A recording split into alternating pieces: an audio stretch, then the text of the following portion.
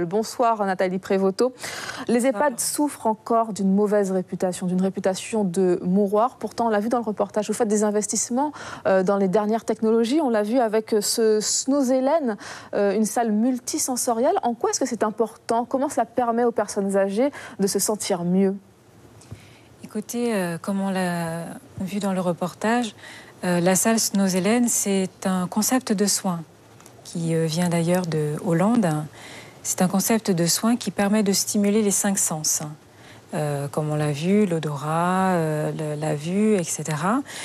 Et ça permet aussi aux personnes, lors d'une séance, de faire diminuer l'agressivité de certaines personnes, la peur, la douleur également. Et c'est vraiment un concept qui permet finalement de mettre en avant un traitement non médicamenteux. Grâce à cet espace multisensoriel, certains résidents prennent moins de médicaments puisqu'ils sont soulagés par la douleur, par le biais de cet espace. Alors, investissement dans les nouvelles technologies. Qu'en est-il du personnel? Vous avez 43 salariés, dont une vingtaine de personnels soignants pour 44 résidents. Est-ce que cela est suffisant?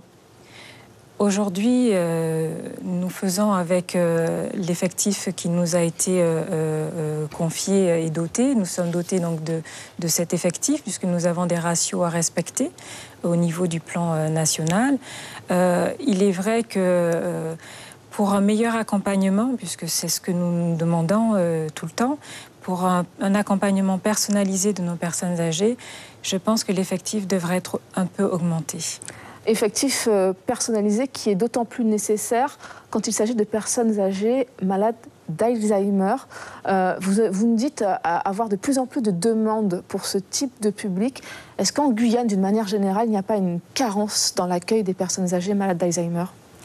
Oui, on peut dire qu'il n'existe pas actuellement de structure dédiée à l'hébergement de ces personnes atteintes de la maladie d'Alzheimer. Il est vrai, il existe des accueils de jour actuellement, mais c'est une maladie qui pose problème dans le sens où la prise en charge n'est pas encore finalement adaptée à ce type de public. Finalement, l'établissement, en tout cas notre établissement, doit devoir à ce moment-là repenser sa prise en charge par rapport à cette nouvelle demande. Voilà, on a parlé des technologies, du personnel. Ce qui est capital aussi dans la prise en charge de nos personnes âgées, c'est aussi l'accompagnement des familles. C'est important d'insister sur cet aspect-là de la vie de nos aïeux.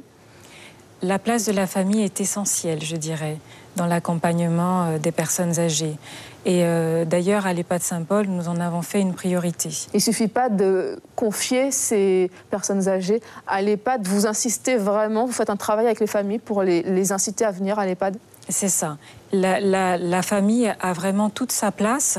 Et d'ailleurs, elle peut participer à la vie de l'établissement autour du résident qui a été placé par les enfants, finalement. Donc oui, comment nous opérons? Nous sollicitons énormément la famille lors des diverses manifestations que nous organisons autour des différentes fêtes. Bientôt, nous sommes à l'approche des fêtes de fin d'année.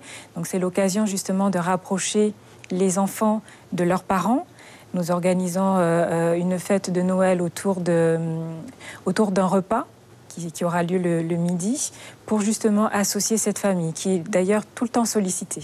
Voilà, arbre de Noël, et puis il y aura bien sûr demain la journée portes ouvertes. Ce sera demain de 10h à 14h, et tout le monde est invité à se rendre à l'EHPAD Saint-Paul. Merci Nathalie Prévoto.